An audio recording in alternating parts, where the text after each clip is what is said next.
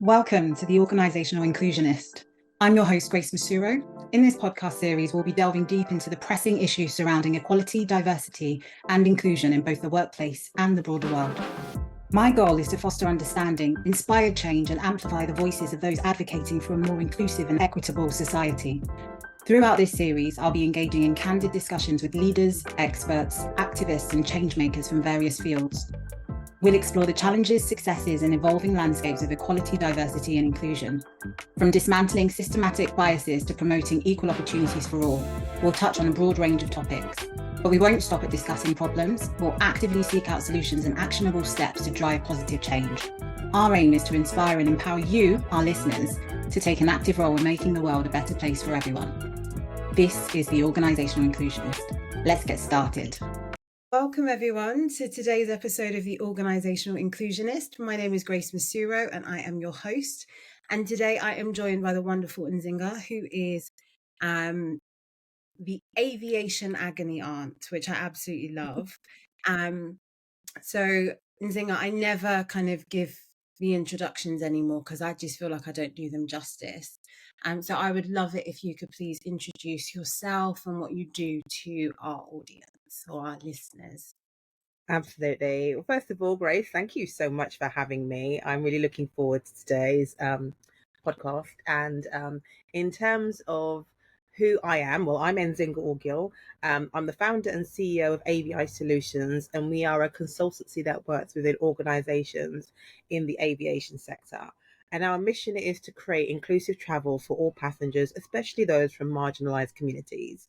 And, the reason why we do this, there are many reasons, additional revenue, to establish organizations as global thought leaders, reputation. But because it's the right thing to do, people deserve to feel empowered to have the journey they decide they want to have. And we can all play a part in enabling that and supporting and facilitating that. And we do lots of different things. We do audits, we do training, we use a lot of innovation, all things that are woven into our 20-year plus background in transport. And we really know we like to be of service and prioritize the needs of those who often don't get heard, who don't get seen, and who do not have exceptional travel experiences. That's kind of me and what we do here at Avi-I Solutions. Amazing. Thank you for that. And thank you so much for joining me. I love what you do. Obviously, we both work in inclusion, which is fantastic, but we work in different sectors. And when I came across or when we spoke a few weeks ago and you were talking me through what you do, I was like, wow, I don't know anyone else that specializes in aviation. And that is without a doubt an area that needs inclusion. And we're going to get into that a little bit more shortly because I've got a couple of stories to tell about why I think you're necessary in the industry. I've got plenty to do. But the first thing I wanted to find out is you obviously you call yourself the Aviation Agony aunt. Like, what led to you becoming that? What led you to doing the work that you do in this space? Oh, so many things. First of all, like I mentioned, I've got 20 years plus in the transport sector. A majority of that was in the aviation sector.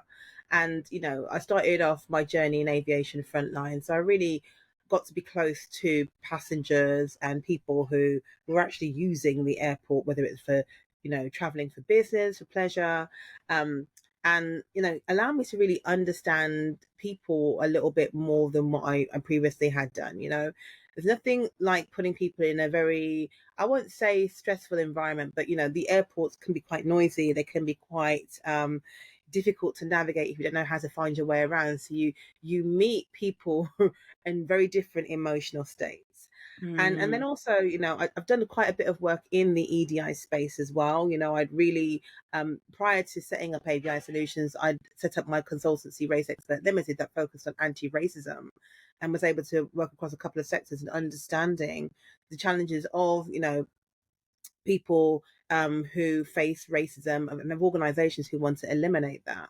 And, for me, what became glaringly obvious was that there is a disconnect between striving to create an inclusive culture and speaking to the people who are impacted.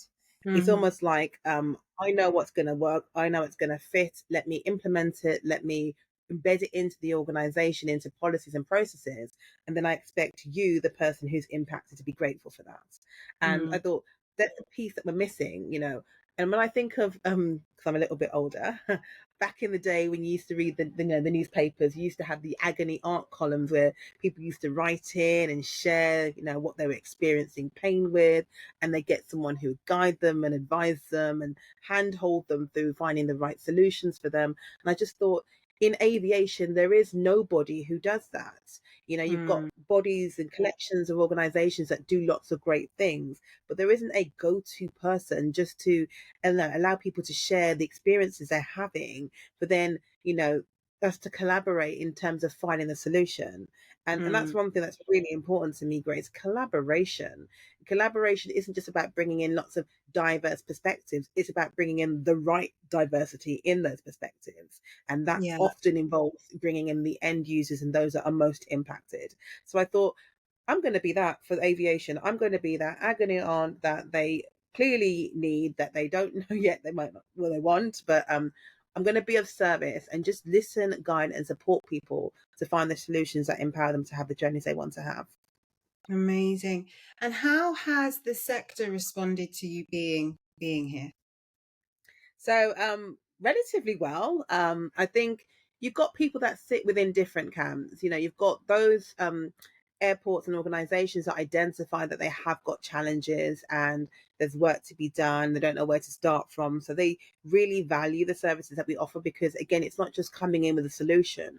We really do some digging around. We use data and analytics to try and understand what are your pain points, not what are Mm. the industry's pain points. What are your pain points? What does your airport need to do to make that exceptional passenger experience for all passengers? And you've got people who sit in the camp of they understand there's work to be done and they've done a little bit already there. They might need a little bit of support in terms of reviewing that work or changing and amending it if there are any industry or regulatory changes. And then you've got others who are comfortable and happy with what they're doing and they believe that they're providing the best service they currently can, engaging with, you know, organizations that can support them. And I think what I would want to say is that Avi-I Solutions is there for every single one of them. You know, Mm. whether or not you are a client or customer of ours, we are still here to support you. You know, this work doesn't happen because we're only supporting those who identify that they need the help. It happens because we're sharing information and we're empowering each other with everything that we learn and everything that we acquire in the process of doing so. Amazing. So for anyone wondering, like when I heard of aviation, or when my understanding of aviation, or when I think about aviation, I think about airlines, right? I just think about BA, Virgin, like the people I fly with or I book my tickets with. Is aviation bigger than that? Oh, so much bigger. So if you think about the end-to-end passenger journey, you know, obviously there's bits that touch upon aviation, but you know, it's everything from the whole experience of checking in online. The moment you, Grace, you've decided you want to fly, you're encountering aviation. You're booking your Mm. flights, you're choosing your meal preferences, you're selecting a seat. All those things are part of what is classed as aviation. You know, you go Mm. into the airports, you're navigating your way around, whether you're self-service checking in and bag dropping, or whether you're going to speak to an agent. That's all aviation. You know, the Mm. whole end-to-end journey from going through compliance, security, experiencing, you know, the commercial offerings, the experiential offerings, all the way through to departure, whether you're connecting, and then the piece around arrivals is all part of aviation.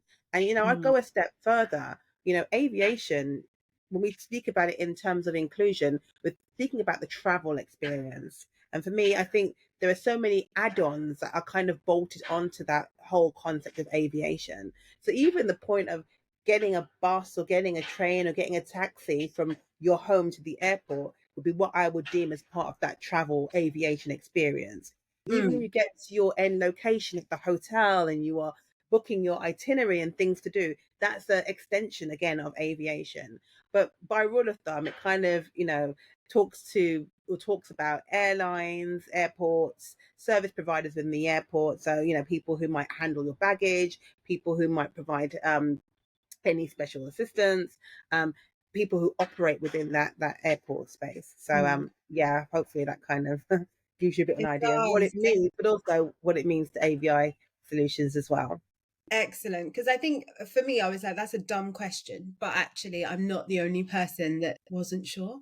So I know that like some of our listeners are like, okay, so she can help us too. Excellent. Now, I like to talk about some anecdotes because I think the power of storytelling is really important, particularly when we're working in inclusion, for people to really understand kind of why we need it in certain spaces. So, I was with a friend on the weekend and she was telling me about a recent experience that she had catching a business class flight. I can't remember the specifics of hers, but it reminded me of an incident that I had when I traveled. I think it was early last year or mid last year. I flew with, I think it was BA actually, because I love flying with BA. I love them. And I decided to treat myself and I was like, I'm going to fly business class. And I got my boarding pass. I went to the gate, and at the gate, you know, when you go through the initial kind of where they check your passport and your boarding pass, and they let you in to sit down and wait for boarding. So as I approached the lady at the desk, there was a white family in front of me, so a white man, woman, and two kids. And before they even spoke or showed the person any documentation, she said, "Over here to business class, please, sir." Didn't acknowledge the wife, didn't check the ticket, nothing. He looked at her and he laughed and he said, "I absolutely love that you thought I was in business class, but I'm flying in economy." And she was like, "Oh, I'm so sorry. Over there, please, sir." She let them through. They went and sat in economy. And then I approached with my boarding pass and held it out to her. She didn't even look at my boarding pass. And she said, "Thank you, madam. Over to the left for economy." And so I looked at her smiling with my boarding pass out, didn't say anything. And then she could, obviously, because I'm looking at her, I'm not moving, she's thinking, what's the issue? So she looks at my boarding pass and then goes, "Oh, I'm so sorry. Over here to business class." And I literally laughed and then walked over to business class. I didn't say a word, but I was irritated. And I just thought, how could you? And it was just so obvious. Like, it was an obvious bias. It was an obvious prejudice. And I felt like her heart was probably in her throat. Like you could see that she was embarrassed. She felt sick. She was ashamed. It was an unconscious bias that has presented itself so obviously. And I think it would have been easy to say, oh, you know, it was an innocent mistake or whatever, or, you know, maybe whatever. But if I hadn't witnessed what had happened with the white family right in front of me, right before I got there, I might not have even clocked to a certain extent, or it might not have stood out as poignantly to me. But that, for me, is a perfect example of why we still need some inclusion work done in aviation, because there is that assumption that certain people that look a certain way will fly business class and certain people that don't look like them will fly economy, right? um and that was very similar to the experience that my friend had, except that her experience was, so the person that was checking the boarding passes in my experience was a white woman, but for my friend it was actually a black woman that was checking. And she said that the exact same thing happened to her. And then but even before she got to the gate, she was, because she's got more points than me, so when she flies, she gets to go in the Concorde room with BA, I think it is, like their really, really posh first class lounge, right? So she went to the Concorde room and then needed to go to before she got there, she was on her way to the Concorde lounge. She needed to go to the toilet. So she went to the toilet. And then when she came out, it was her first time going to the Concorde lounge. So she didn't know the way. So she asked a member of staff, "Please, could you direct me back towards the Concorde lounge?" And they said, "Are you sure you want to go to the Concorde lounge?" And she said, "Yes, please." And they then repeated the question, "Are you sure it's the Concorde lounge you're looking for?" She again replied, "Yes, please." They then asked her two more times Wow. before she said, "Yes, I am looking for the Concorde lounge." And what blows my mind again about that situation is not only the obvious prejudice, because you've asked the question four times, so you definitely think she's going to the wrong place, but the fact that if you're not meant to be in the Concorde lounge, you don't know it exists. Like, it's not like there's an obvious sign in the airport that says Concorde lounge, you know, you don't know it exists unless you've explicitly been told, because your ticket says that's where you have access to. So when she told me about that, I was like, wow, there's still some work to be done, because 2024, things have changed in terms of class and, where people are able, things that people can access, the money that we make, etc. But there's still kind of historic preconceptions that hold us back a bit.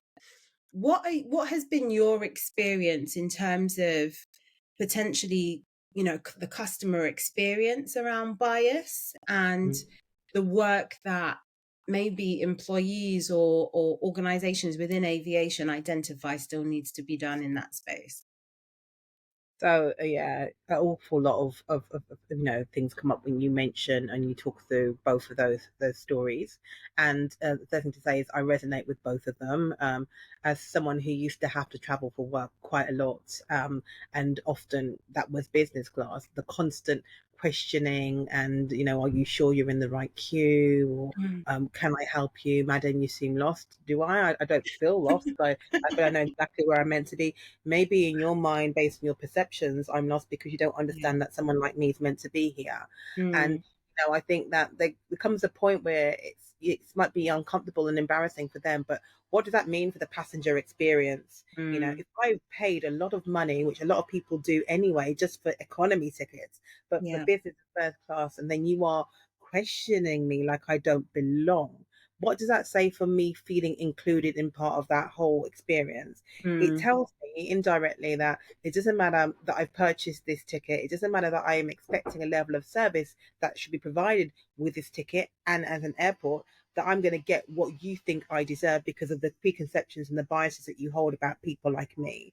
And it's Mm. very dangerous because, for me, it almost lends itself to other situations whereby people are asking for help and they're being dismissed because of, again, there's a bias about what they should or shouldn't know, or what they shouldn't or should be able to access in terms Mm. of getting that support. So for me, it's just a very scary space for people who are traveling to have to be in. And, from what I've seen in terms of some of the scenarios or the situations I've been around, there are so many people that travel through the airport that have challenges anyway. But I Mm. find that people from marginalized communities experience it harder because there isn't the right level of understanding around their experience.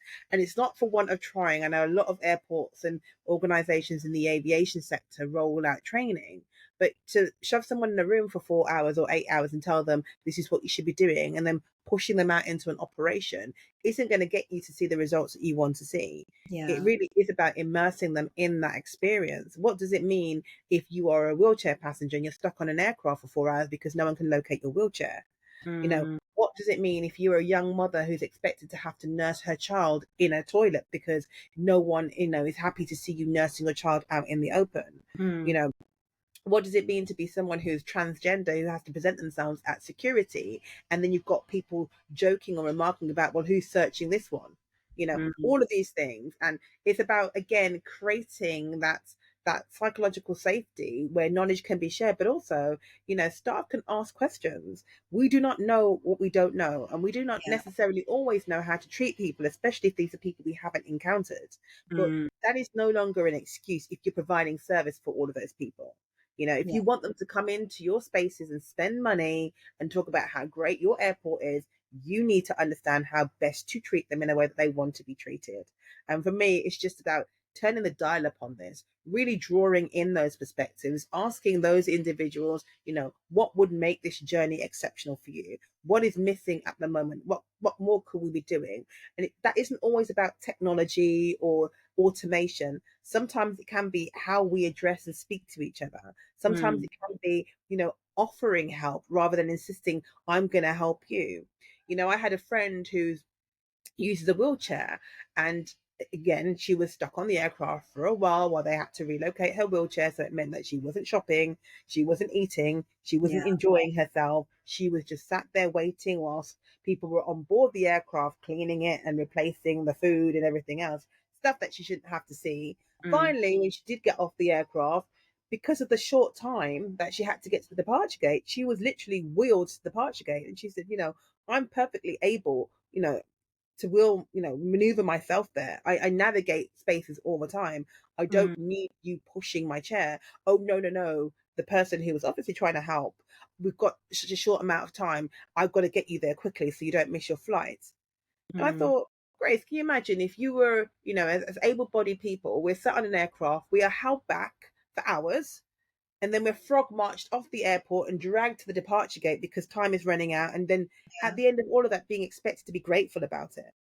I didn't want to be pushed. I wanted to be empowered. Yeah. They're different things. And, this is why with the work that we do at Avi-I Solutions, we do talk about a lot about the passenger journey and the passenger experience not being the same thing. In essence, yes, that my friend had to wait on the aircraft for a while, but her journey, apart from that delay in waiting for her chair, was relatively seamless in that all the touch points she hit, she was able to get to departure gate and on the aircraft. But the experience was horrendous because she was left feeling excluded. She was left feeling that she didn't have control over her own journey. She was not empowered. She was not, engaged with or bought into the solution. She was just told, this is what we're doing. And then at the end of it, you should be grateful. Yeah. So for me, there is just so much that needs to be done in terms of just educating people around what might be what you want isn't necessarily what everybody else wants. And let's understand what people want and give them that. Absolutely. What are some of the barriers that you come across to inclusion in aviation? So barriers I come across, first of all, and I think I've mentioned it quite a bit so far, is that lack of connection to passenger insights and what the passengers are experiencing and feeling. They're the ones that are going through that journey. We need to be working more closely with them. I think other barriers are things like representation. It's great to have organizations that are diverse, but where is that diversity? Where is that representation showing up? When it comes to talking about the customer experience, are we just bringing in people at key points where we think we might have a challenge, or are we having them cast their eyes over the entire end-to-end journey to understand where there might be pain points that we don't necessarily see because we don't experience that? There's a massive lack of knowledge around cultural competence. And when we talk about culture, Grace, it's not just about people from different backgrounds or different ethnicities and races. Culture is broader than that. Culture is, ways in which you do things, how you operate, how you practice a certain type of behavior.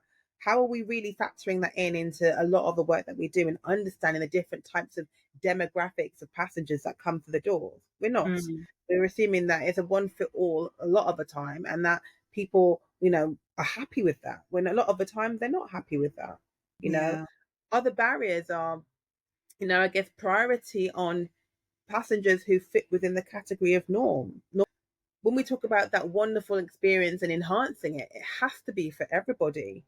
It has to be for every single person because, in true inclusion, everyone is welcome to travel through your doors as a passenger. It can't be those that are able-bodied, that are tech savvy, that, look a certain way, that have a particular passport, that are getting that exceptional experience. It should be everybody. Absolutely. Yeah, there's so many barriers, but obviously opportunities in overcoming those barriers as well. Yeah. Are there any, because obviously when we think about the financial sector, there's a lot of pressure being put on organisations by the FCA at the moment to look at inclusion and kind of ethnicity data, etc. Are there any kind of expectations or mandatory requirements on aviation organisations around inclusion? So yeah, there's a lot of work being done. I think at the moment the focus is really around accessibility, and accessibility in terms of physical accessibility. So having the right infrastructure in place, so people who have got challenges around mobility and navigating an airport have got the right means and infrastructure assets in place to support them with that. That is becoming, more and more mandatory across numerous airports. There's also a lot of work being done in the, the neurodivergent space in terms of creating, spaces and services that accommodate and support those individuals or people who are traveling with individuals who have challenges through the airport. There's I'd say some regulations around racial profiling and things like that. But again, the thing is where it's probably a lot easier to kind of pick out where someone isn't getting a great service because they're in a wheelchair. It's not so easy to do the same for if it's because a person's from a particular racial background. You've got things in place that allow you to profile people. And profiling is about obviously making sure that individual is behaving and acting in the right way that isn't going to pose any type of threat to the airport, to security, to other passengers. And often the excuse of targeting and picking on certain people is kind of chalked down to, well, we profiled you, or the one that you often get is you were randomly picked by a system. How random is it if it's every single time you're the person that's being picked and you look a particular Yeah. way? So, there are things in place, but there's also an awful lot of work to be done. And, with a lot of what is, you've obviously got legislation, but you've also got regulations and things within the airports. A lot of the systems that support that, for example, a lot of the automation that supports that is being programmed by people who are not the people who are necessarily using it. So it begs the question of what are the algorithms doing when it comes to someone like me or someone like yourself or someone who's different presenting themselves at, for example, an e-gate. Is it going through the right processes? Is it, without realizing it, discriminating because it's been programmed to do so? So it's all of these things that just definitely kind of worth thinking about and factoring in when we are looking at, how we can make the journey better for all passengers. Definitely. So if I'm someone that leads on inclusion in my organization in the aviation space, what would your call to action be to me? So great question. It would be to really have a look at, your passenger end-to-end journey, and really have a look at what the data that you currently have tells you about that. You know, is everybody having that great, exceptional experience? Are there pain points? Are there, obstacles within that process? Do what is required. So whether that's an audit or, some internal assessments, find out what needs to be done and then take action. There is so much to gain from being inclusive, and not just from a passenger perspective, but from an organizational perspective. And if you're in the business of being in business, you want to be making more money and providing great service and, future proofing your organizations. Also, really think about the fact that Gen Z and Alpha and the generations that are coming prioritize inclusion. And at the moment, they are nearly half of the people that are traveling. Mm, You want to be really talking to your future customers and future proofing your businesses and making them sustainable for all. And, for me, it's just really then about understanding, what needs to be done and how you can go about doing it. So, you know, if you're someone who's in the inclusion space in your organization, start with audits, assessments, have a look at what needs to be done, engage with somebody, reach out, collaborate. It doesn't have to be with a consultancy. It can be with, resources you have within your, organization. But get people to feed in and get those that are impacted the most to feed into the solution, because you empower them in being part of the change that they want to see because it directly impacts on them. amazing. And are there any aviation organizations that you feel are doing well in their inclusion journey? Yeah, so I'm a former Heathrow employee, so lots of the stuff that I've seen that's done really well is at Heathrow. I've travelled through there quite a bit, but like I've mentioned, I've also been really fortunate to travel through lots of airports throughout the world. I've seen some great examples of excellent passenger experiences in airports. Like, for example, the airport in Atlanta, Georgia, that was a really enjoyable passenger experience. And even like when I traveled to the Caribbean, again, it's just understanding the person who's traveling, understanding that sometimes, in some of the Caribbean airports, the facilities aren't necessarily on par with what you're seeing in places like the UK or in America. But oh my goodness, the customer service, you know, whether or not your bag has arrived on time, the warmth and the care that you receive, you just, again, that's the point I mean about the journey and the experience. There might be hiccups in the journey, but the experience is exceptional because of the way, people really kind of come together and guide you through that process and take you through that journey in a supportive and caring way. So, there's so many great examples, and there's, little bits I'll see across different airports, some nice little innovations that I think, oh, that's really clever. That's really, really, really nice. That's really fun.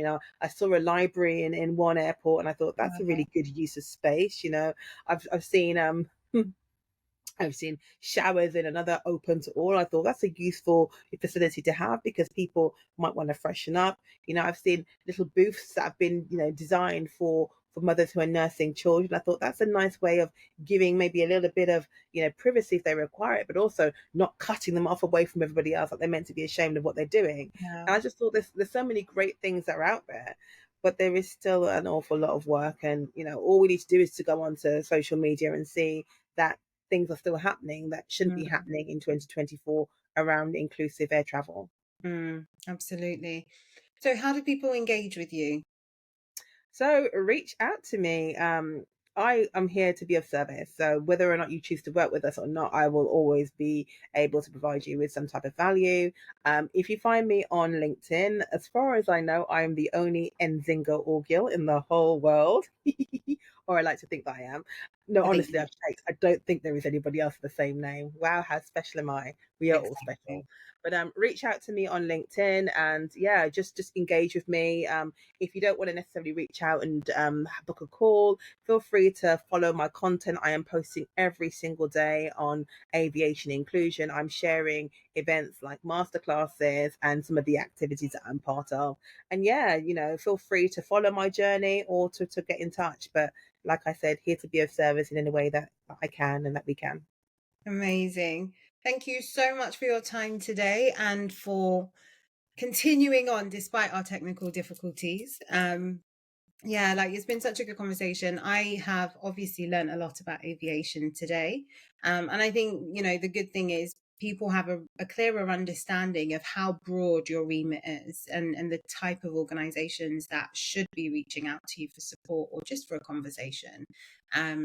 And also the continued work that needs to be done in this space as well. So I commend you for doing the work that you do. I think it's definitely needed. It's going to be impactful.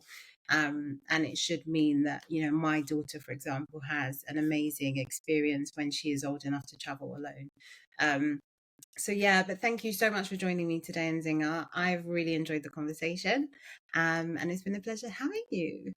Thank you so much for having me. It's been an absolute joy. And keep doing what you're doing as well, Grace. I see you. Thank you. This podcast is brought to you by Acquaintance Consulting. We'd love it if you could take a minute at the end of this podcast to follow, subscribe, whichever is easier or available for you on the platform that you're listening to us on. We're really keen to grow this channel and really impact equality, diversity, and inclusion across the world. And with your support, we can do just that.